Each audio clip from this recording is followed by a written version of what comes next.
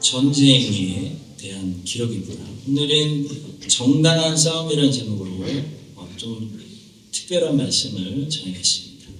어거스틴은 이 창세기 14장에 나오는 이 아브라함이 318명을 데리고 롯을 구출하는 전쟁에 주목하면서 주석을 달면서 정당한 싸움이 될 수 있는 기준 3가지를 설명했는데요.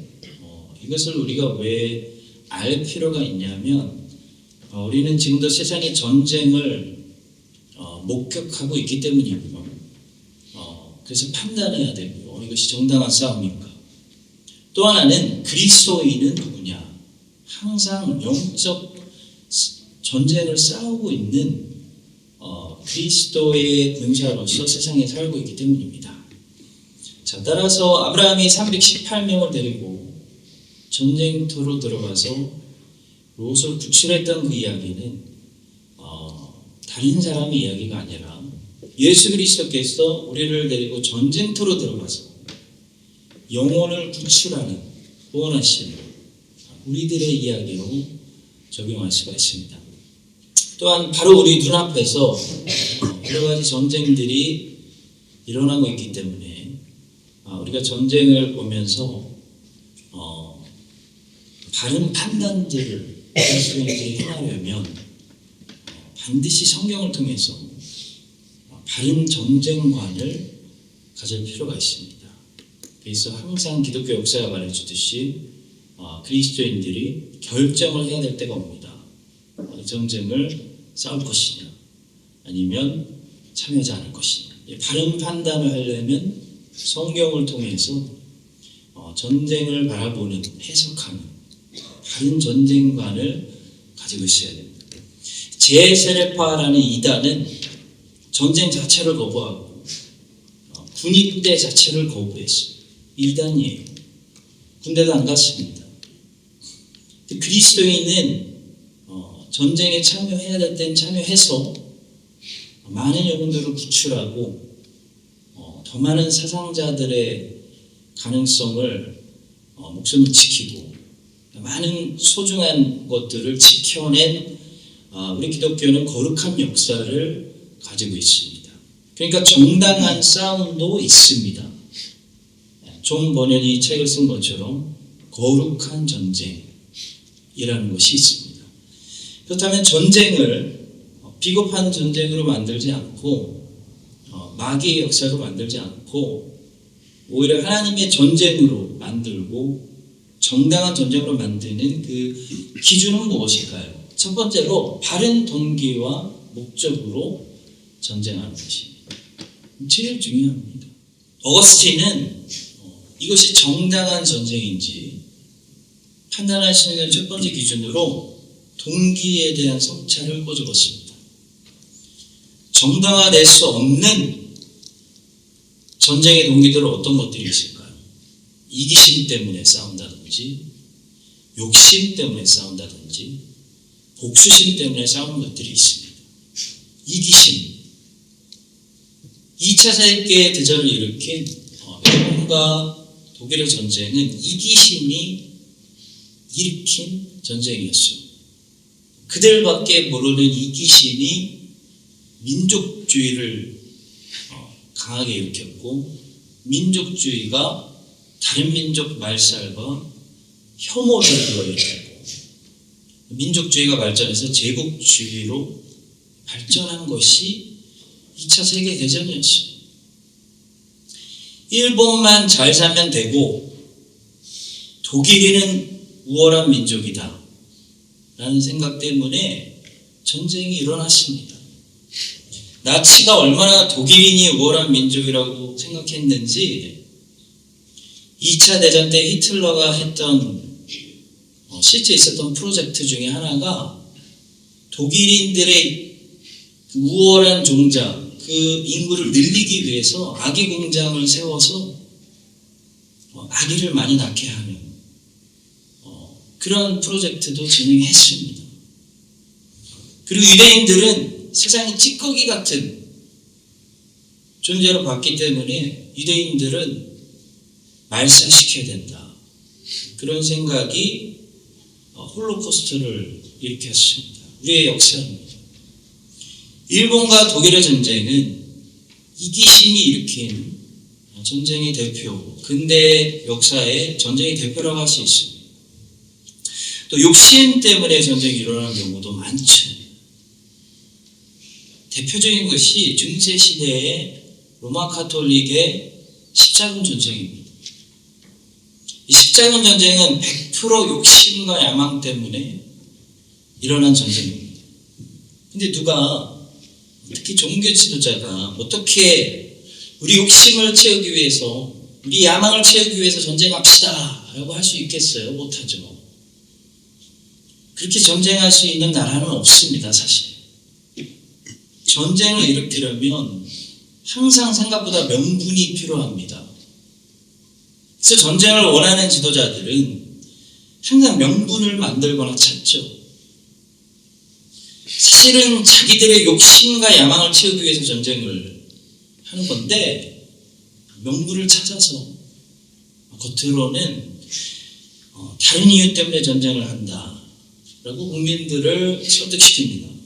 로마 교황의 경우에는 십자군 전쟁을 하고 싶어서, 예루살렘을 탈환하고 싶어서 사용한 구호가 있었습니다.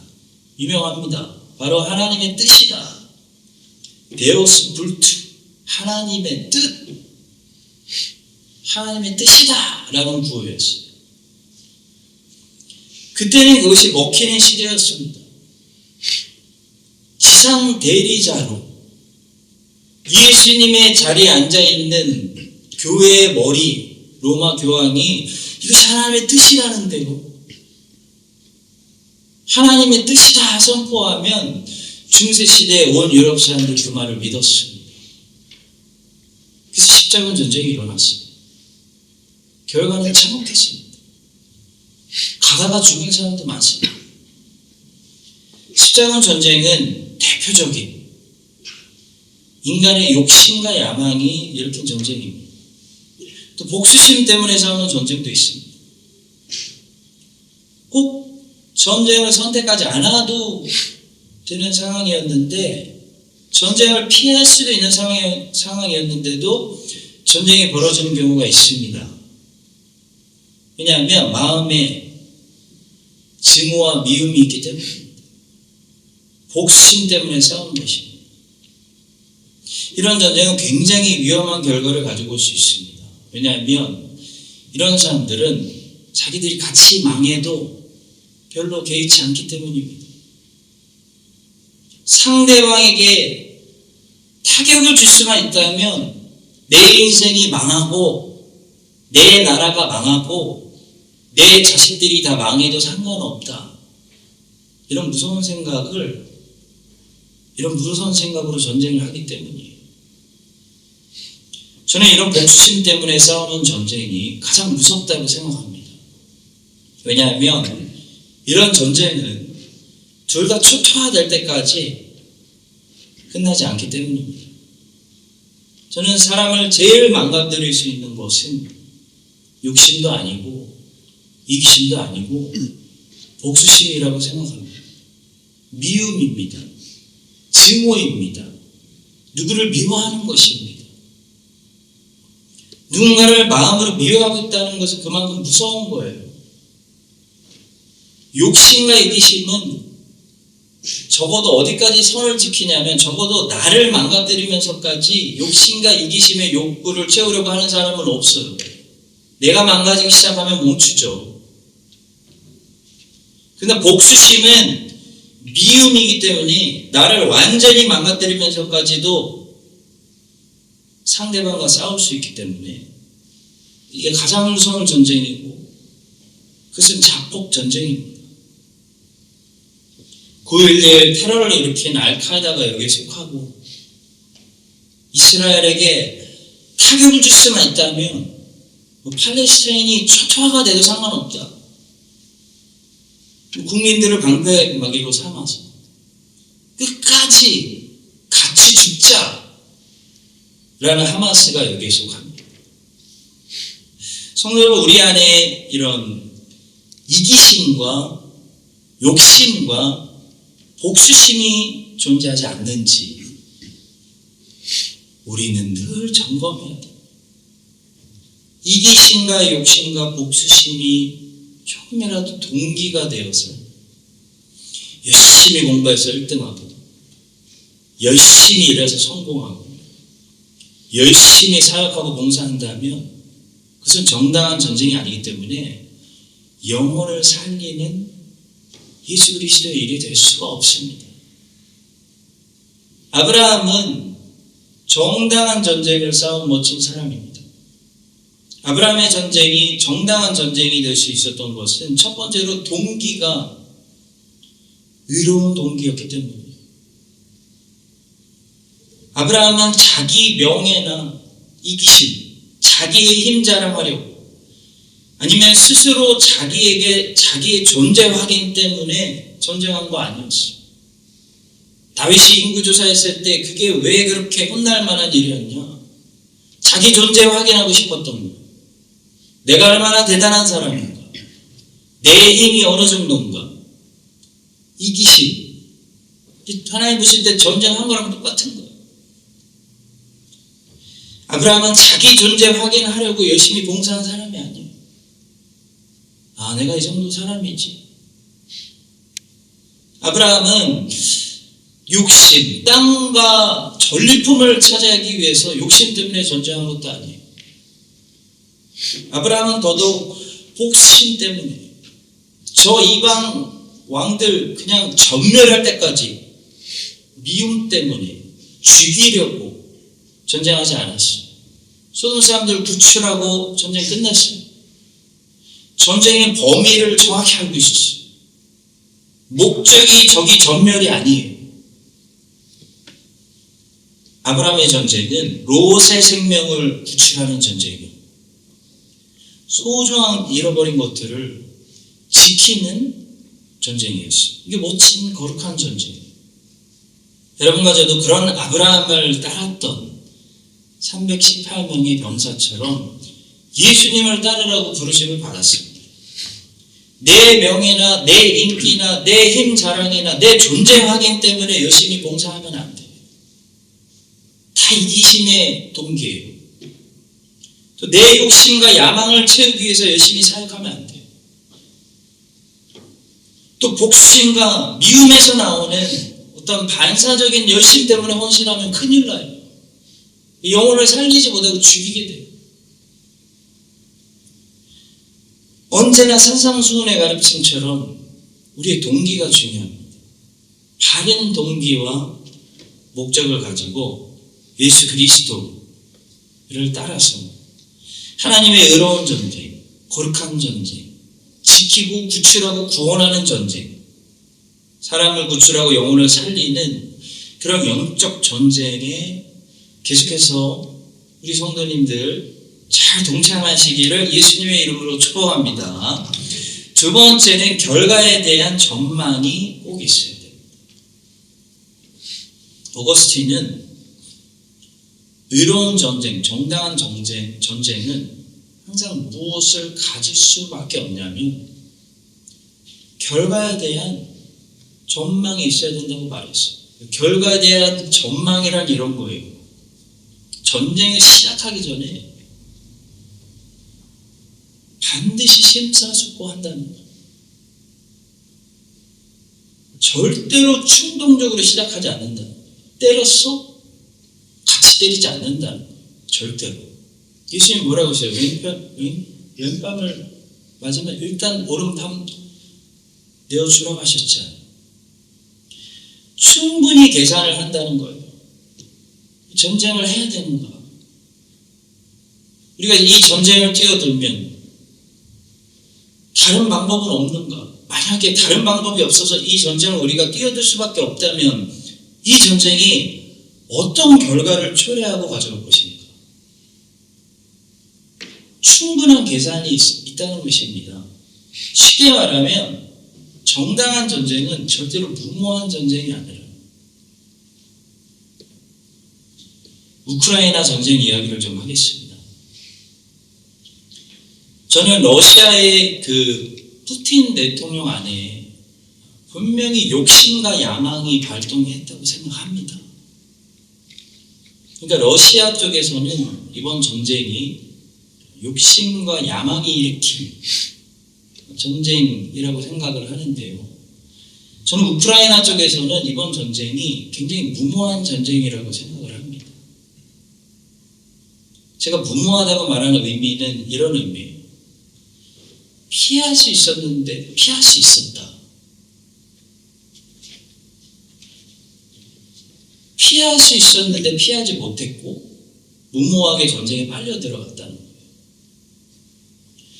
전쟁이 최선의 선택이 아닙니다. 최선의 선택이면 안 돼요. 전쟁은 최후의 선택이어야 됩니다. 최고 마지막 카드여야 돼요. 마치 교회가 어떤 교인을 출교시킬 수 있습니다. 출교도 목회의 한 방법입니다. 그러나 출교가 절대로 최선의 선택이 되면 안 돼요. 출교는 최후의 마지막 수단이어야 돼요. 저는 윤석열 대통령이 결국 탄핵을 받게 된 이유가 계엄령을 최후의 선택으로 사용하지 않았기 때문이라고 생각합니다. 계엄령 선포 자체가 불법은 아니죠. 대통령은 비상시에 계엄령을 선포할 권리가 있습니다. 그러나 계엄령은 국가 비상시에 최후의 선택이 되어야 되는 거죠. 북한이 쳐들어왔을 때 선포해야 하는 거지. 야당이 쳐들어왔을 때 선포해야 하는 법이 아닌 것이죠. 마찬가지로 전쟁은 최후의 선택이 돼요. 바로 치고 들어가면 안 되는 거예요. 근데 우크라이나 사람들 제가 이렇게 보니까 일단 무조건 러시아를 싫어요. 러시아를 무조건 미워하는 마음들을 가지고 있는 거예요. 그래서 무조건 러시아를 반대하는 대통령을 뽑았고 그 젤렌스키가 나토 가입을 무리하게 추진하다가 전쟁이 어느 순간부터 그냥 불가피한, 이거 누구나 다 예측했던 뻔한 결과, 불가피한 전쟁이 되어버렸어요.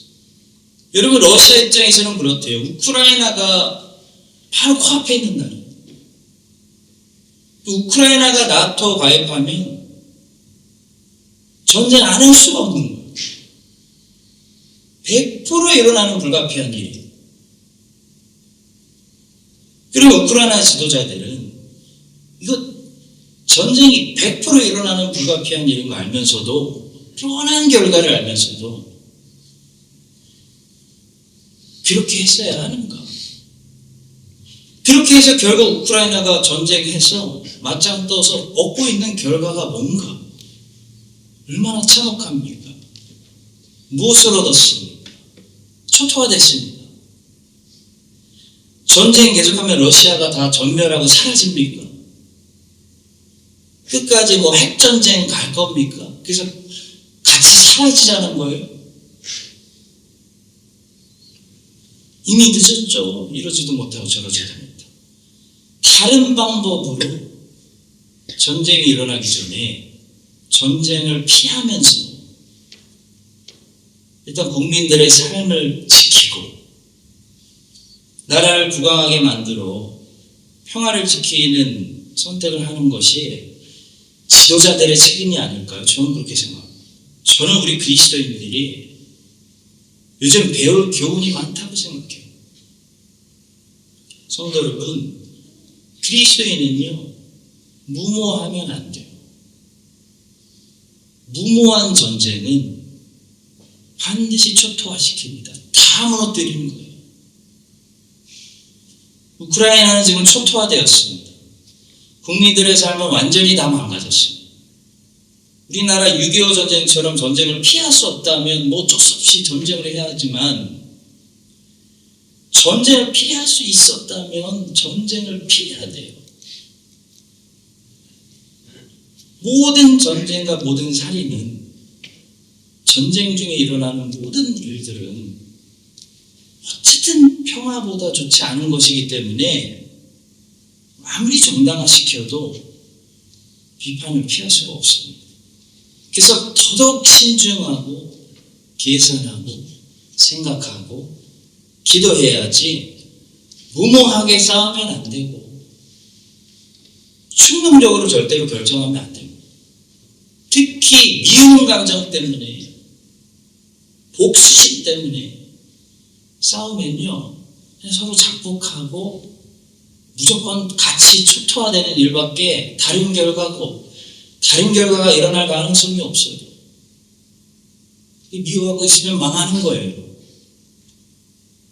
미국이 2차 대전 때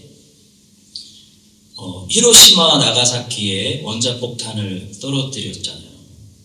오늘 되게 좀 한 번도 제가 안 한 역사 얘기하고 전쟁 얘기하고 정치 얘기하네요. 그렇죠?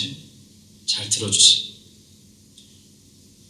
그래서 원자폭탄 떨어뜨려서 지금까지도 비판의 소리를 펴지 못하고 있습니다.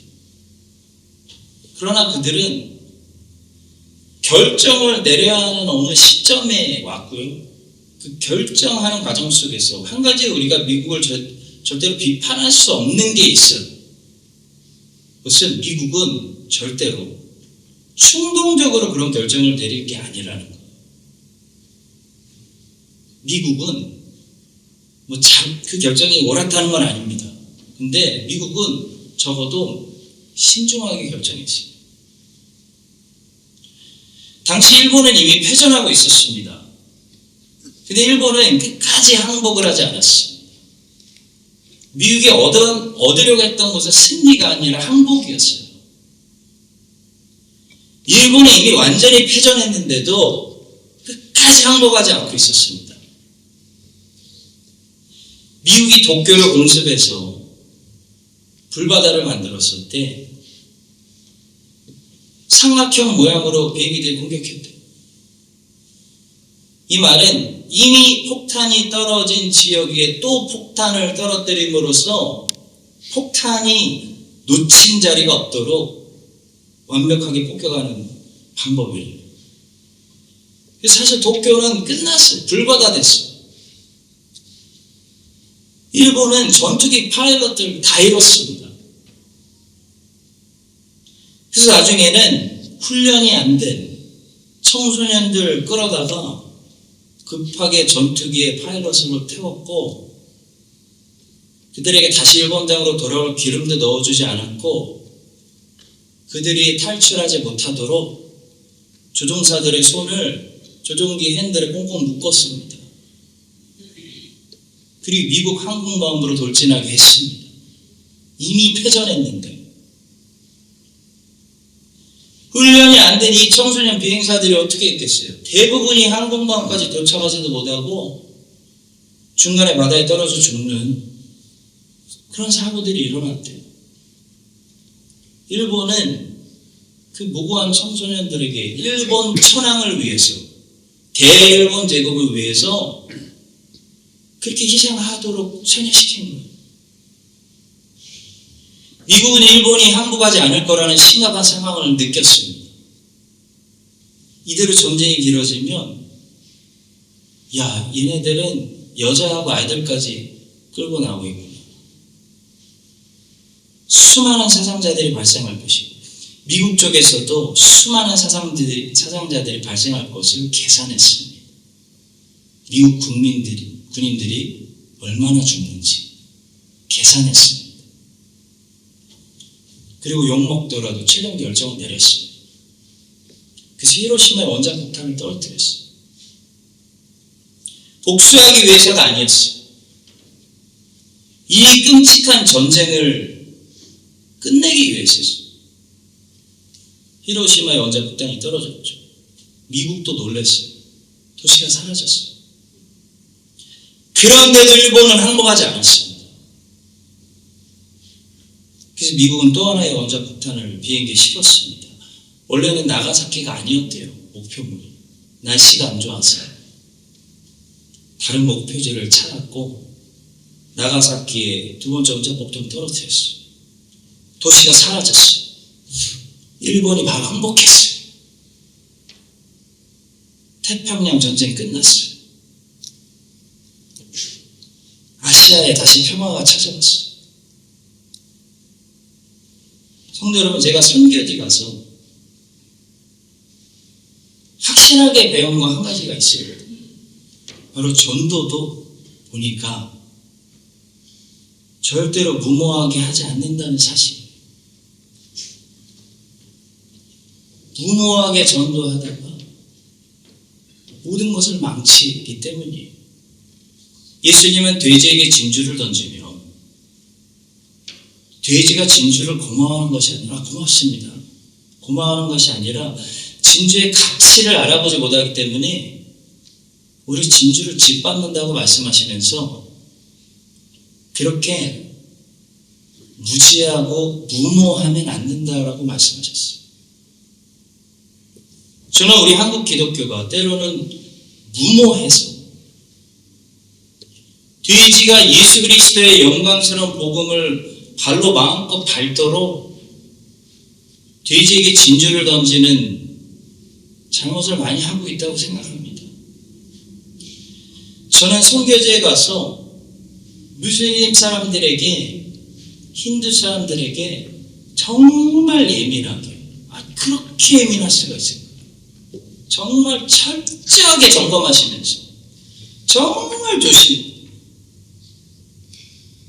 6개월, 1년, 2년 시간을 두고 아주 철저하게 상대방의 상태와 관계, 영적인 상태를 살피면서 복음을 전도하는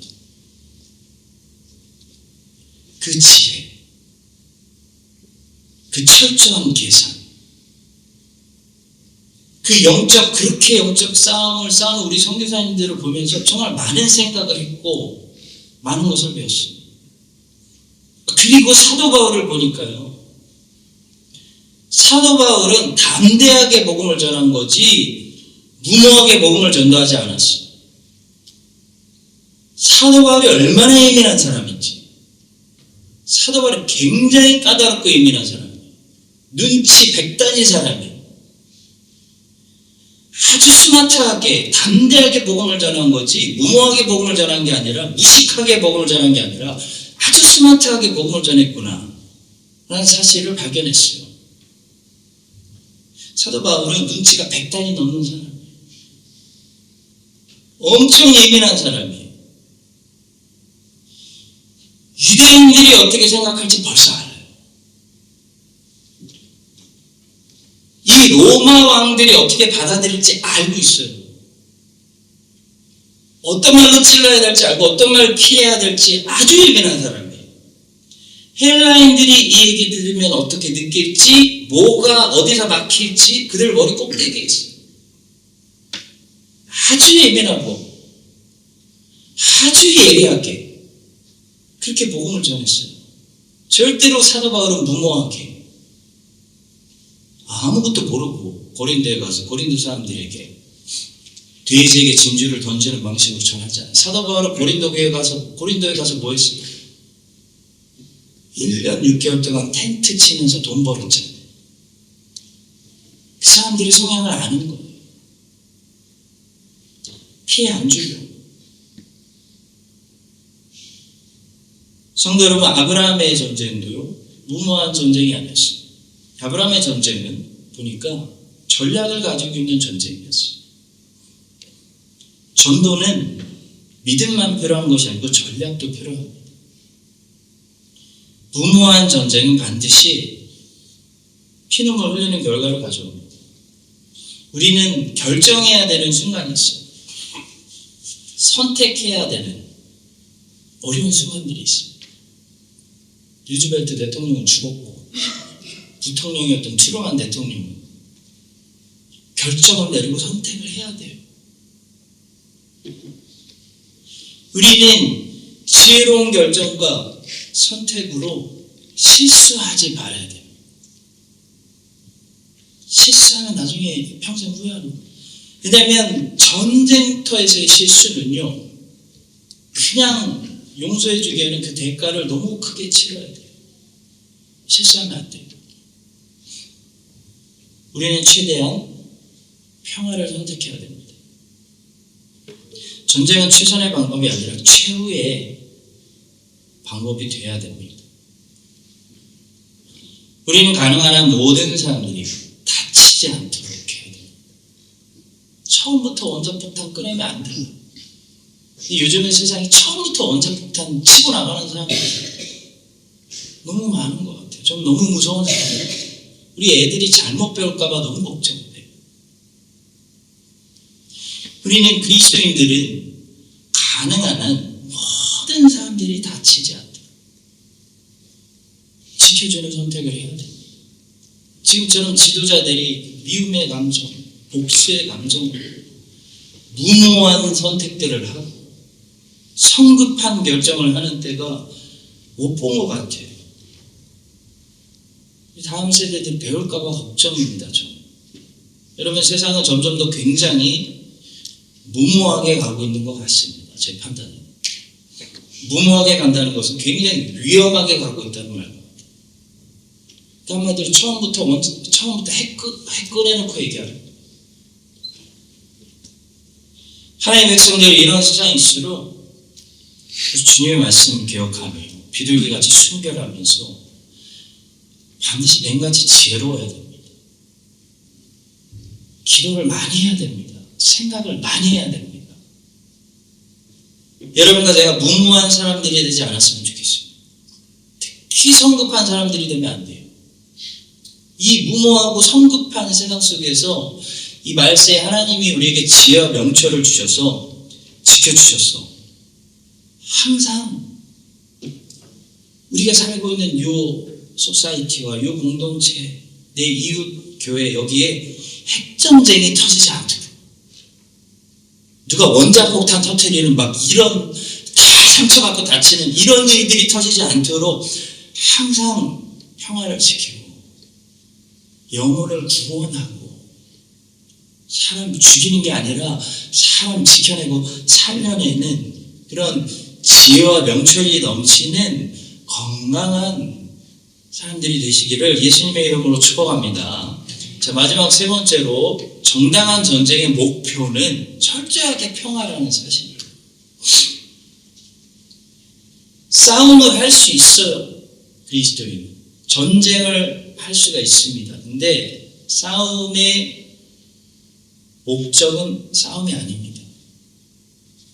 싸우더라도 싸움의 목적은 평화예요. 전쟁하더라도 그리스도인들의 전쟁의 목적은 전쟁이 아니라 평화예요. 평화.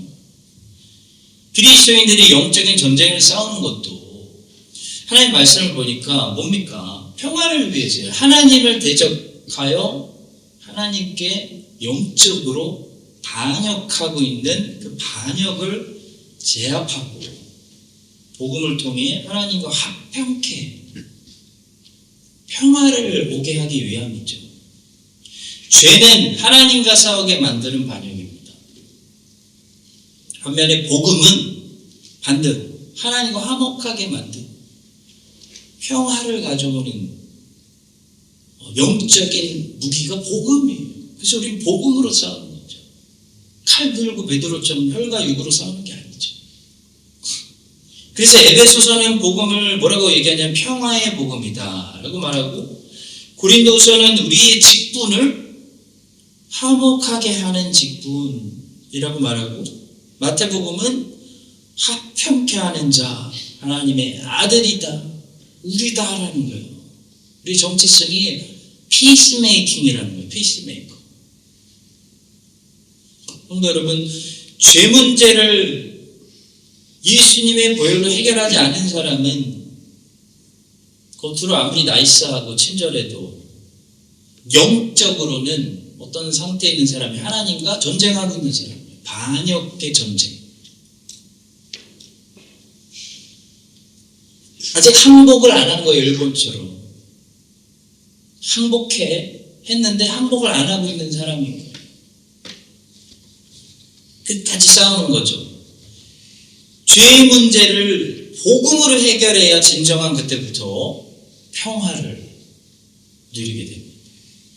왜냐하면 하나님과 화목해야 하나님과의 바른 관계에 있어야 진정한 내적인 마음의 평화를 누릴 수가 있게 되는 거죠. 그래서 정당한 우리의 싸움의 목표는 언제나 평화입니다. 평화. 이 전쟁의 목표를 우리가 잃지 않을 때, 잊어버리지 않을 때 우리는 전쟁을 하는 방법과 수단에서도 실수하지 않게 돼요. 바른 방법을 통해 사역을 하게 돼요. 핵전쟁이라는 방법을 아직 아무도 선택하지 않은 이유는 전쟁의 목표가 다행히도 아직 상대방 전멸이 아니기 때문에, 다행히도 제가 볼 때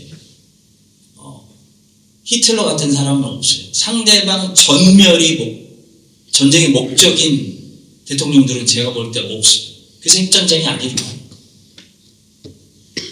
여러분 만약에 히틀러 같은 지도자가 어디서 나와서 내가 잘 살고 우리나라가 잘 살고, 이게 이기심이 목적이 아니라 아예 복수심이 목적이에요. 상대방 전멸. 이게 전쟁의 목표가 되면요, 상대방 정멸을 위해 어떤 가장 좋은 방법은 뭐겠어요? 핵전쟁이에요. 그게 제일 좋아요. 이렇게 목표가 잘못되면 방법도 잘못돼요. 반드시 수단도 잘못됩니다. 반대로 목표가 평하면 우리가 싸울 때도 전쟁을 할 때도 바른 방법과 바른 수단을 사용하게 됩니다. 2차 대전 때 연합군의 목표는 나치의 항복을 받아내는 것이죠. 나치의 통치에서 독일을 포함한 유럽을 자유케 하는 것이었지 독일인들의 전멸이 아니었어요. 그렇기 때문에 민간인을 공격하지 않은 겁니다.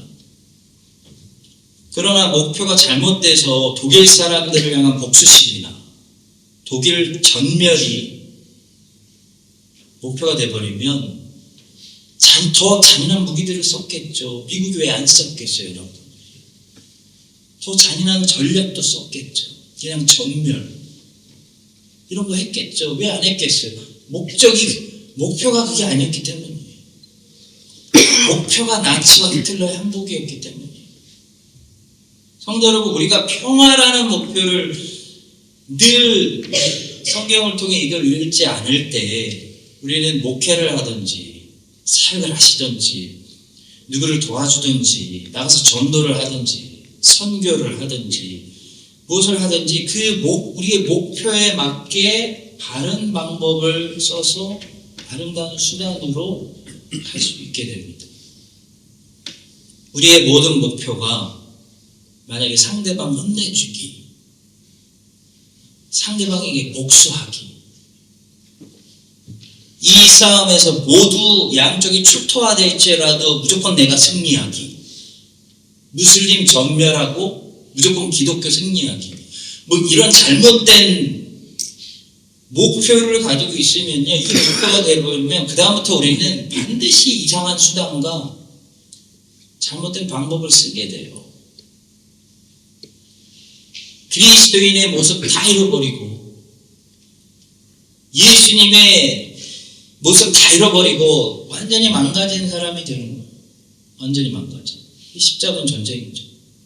여러분과 제가 싸우는 목표는, 오늘 목표, 동기 다시 점검합니다. 우리의 목표는 하나님을 향해 대적하고 있는 죄를 굴복시키고 항복을 막아내고, 그 회개예요. 다른 말로 회개에 이르도록 하는 거.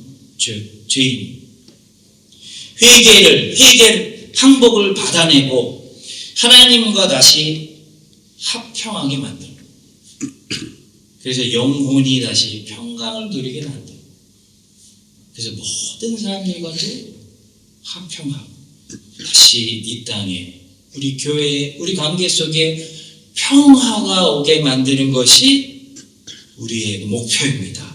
교회를 평화롭게 하고 우리 가정을 다시 평화롭게 하고 개인적으로도 다시 하나님과 평화를 누리고 모든 사람들과 평화를 누리는 것이 우리의 목표입니다.